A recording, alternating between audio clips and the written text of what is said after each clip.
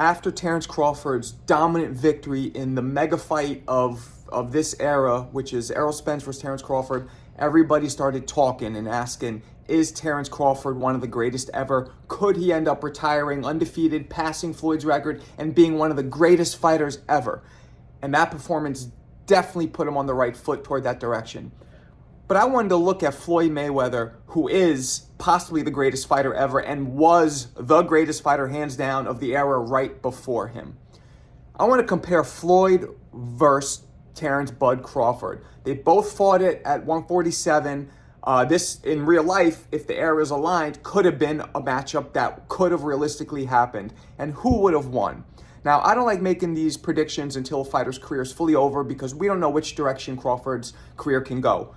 Looks like it's going to just keep going up, but you never know. So I like waiting until fighters retired. But I want to compare the two fighters here.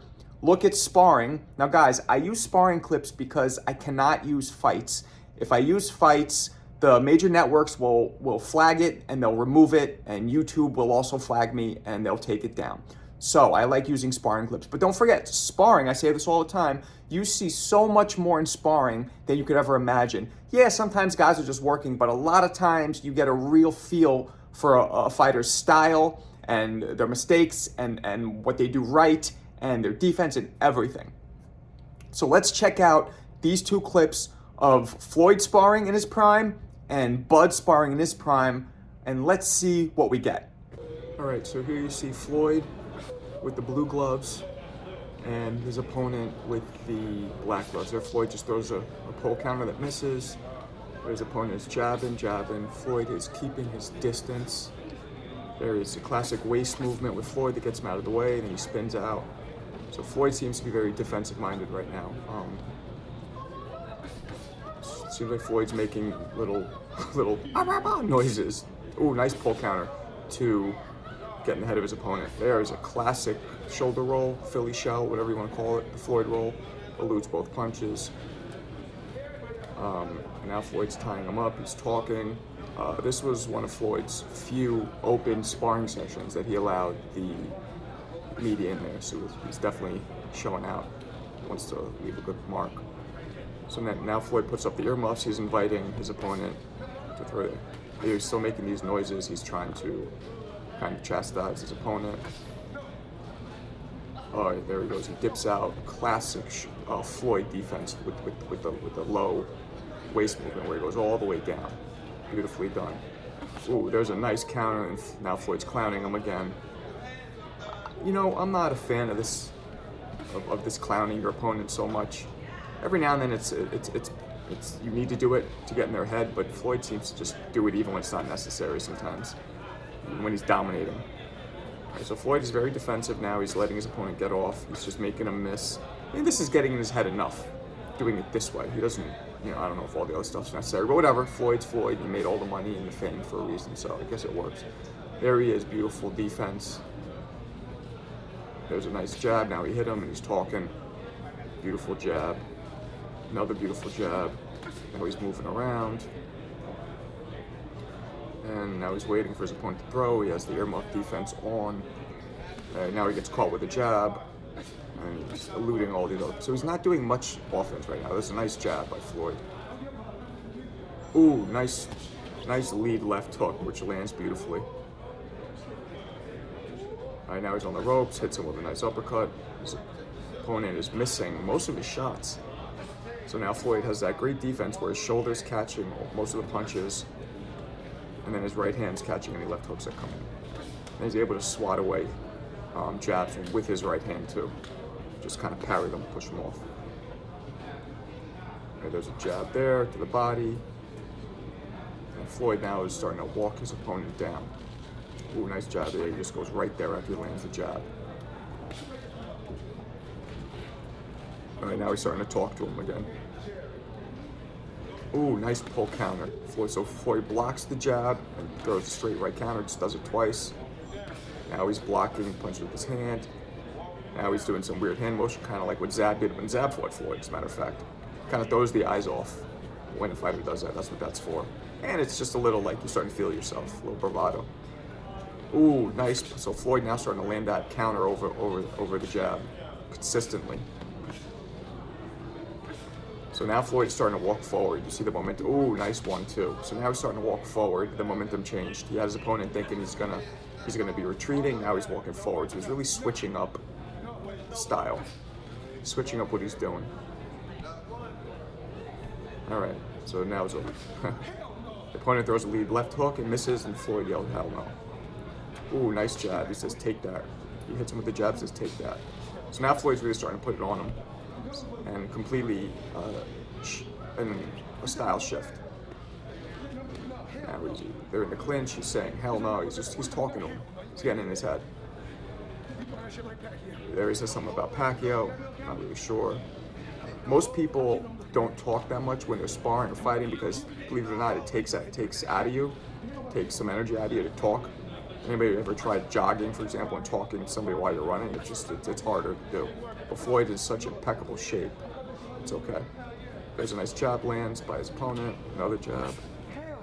So a couple of those did land, even though Floyd's saying hell no. So he's trying to basically erase whatever his opponent actually did achieve. He's erasing that. Ooh, nice counter hook. Nice straight right. He's really starting to pick his opponent apart, and there he is blocking the opponent's jabs with his forearms. Beautiful work by Floyd.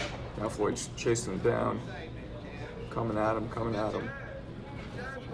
And now he tells the opponent, "You better not throw that." He's really getting in his head. Now his opponent's retreating the whole way. And Floyd's hitting him with nice jabs. So now the guys are yelling no holding in the doghouse because the guy's trying to hold. They say you gotta work. So Floyd's doghouse sparring is notorious. Ooh, nice 1-2 by Floyd. Jab to the body. That jab to the body sets up so much for Floyd over the years. It's a beautiful, highly underrated, underused punch in boxing. The jab to the body not only knocks the wind out of you, but it sets up so many more punches, mostly to the head. The doghouse sessions were known to go 5-6 rounds, no breaks, and no holding allowed. It was like jailhouse stuff. Ooh, nice shot. His opponent lands a shot, but Floyd counters. Ooh, Floyd's countering him nice, working off the ropes. That's very rare that a fighter can work that well with their back off the ropes and land so many shots. All right, and that ends the sparring for Floyd. All right, there's Bud, get ready to start sparring here. He's here in NYC, in my hometown. He's at Gleason's gym. There's Bomac right behind him. They're about to get it in now, get this work. All right, so there's Bud, obviously wearing the green camo. So now Bud starts off. He's fighting orthodox. He's fighting traditional, not southpaw, but orthodox. Landing jabs. He seems to be pressuring his opponent. He's heavy on the front foot right now. Bud, ooh, nice. Heavy on the front foot, and he's basically stalking his opponent. His opponent circling away. Nice couple body shots by his opponent. Bud's still coming at him. Nice jab by his opponent. Nice right hand by his opponent. So Bud is now not so heavy on the front foot anymore. Looks like now he's not stalking, but he's more boxing. He sticks his tongue out. Bud's staying in range. Nice lead straight right by Bud. Now he has the opponent on the ropes. Ooh, nice uppercut by his opponent. Bud sticks his tongue right out as soon as he gets hit. So that's kind of his version. Floyd yells hell no, Bud sticks his tongue out. But similar. So Bud's also now trying to get in his head, letting him know, nah, whatever you hit me with doesn't matter. So Bud is also employing the mental games, but not nearly as flamboyant and as obvious as Floyd's are. So now they're just in chest to chest. There's not much going on. His opponent doesn't seem to have too much pop, so Bud does not seem worried about it at all. Ooh, there's a nice left hook off the ropes. Now Bud's showing his back to the ropes game. Just letting his opponent see, oh, there's a short little uppercut, short little straight right, short little left hook. So Bud, there we go. Bud is known. I did a video on this showing these beautiful short shots. Believe it or not, they get a lot of leverage in them. They might not look the hardest right here, but those are powerful. Ooh, nice right hand by his opponent, and then Bud counters him. All right, now Bud again is throwing straight right, back to the ropes. Ooh, a couple body shots that seem to hit Bud's elbows, not really land the target, but still.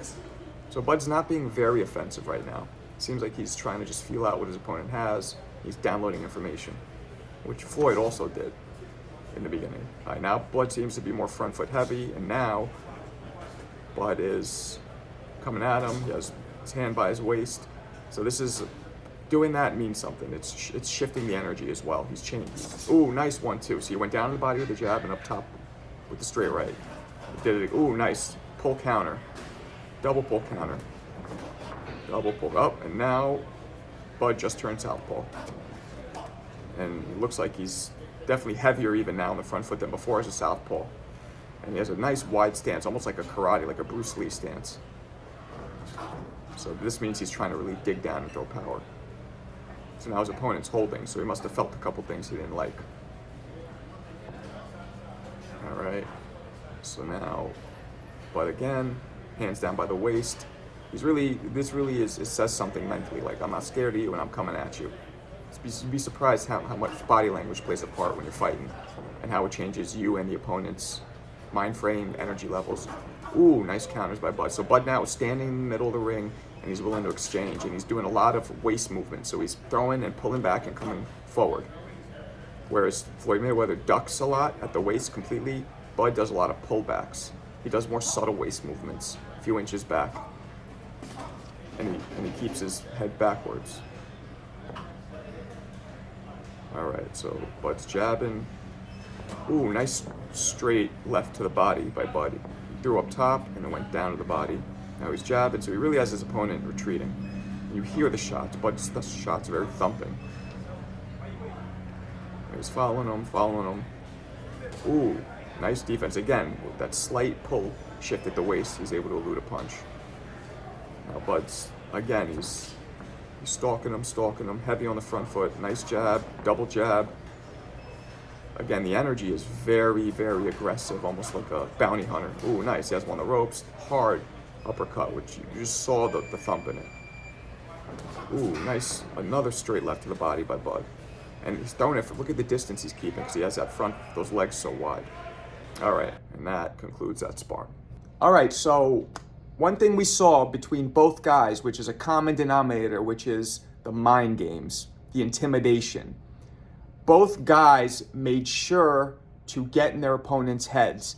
Floyd did it with just outright talking and flamboyant and being boisterous and just snapping on the guy and just playing him out and everything he could do, really trying to degrade him.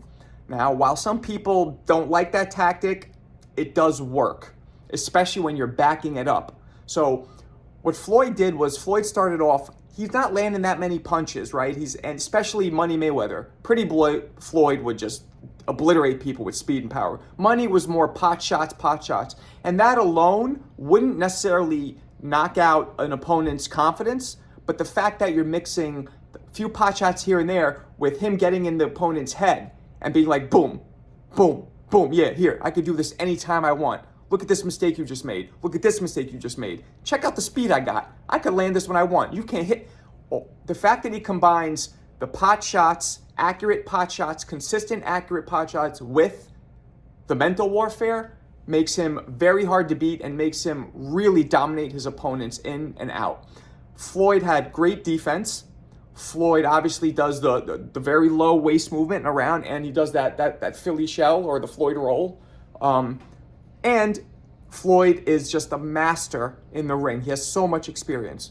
Now, when you look at Bud Crawford, Terence also played the mind games, but he would do more subtle things like stick his tongue out or smile. That's a big one. And trust me, guys, there's something pretty deflating. I know this from experience, from being in there with somebody who you hit with your hardest shots and they just smile at you.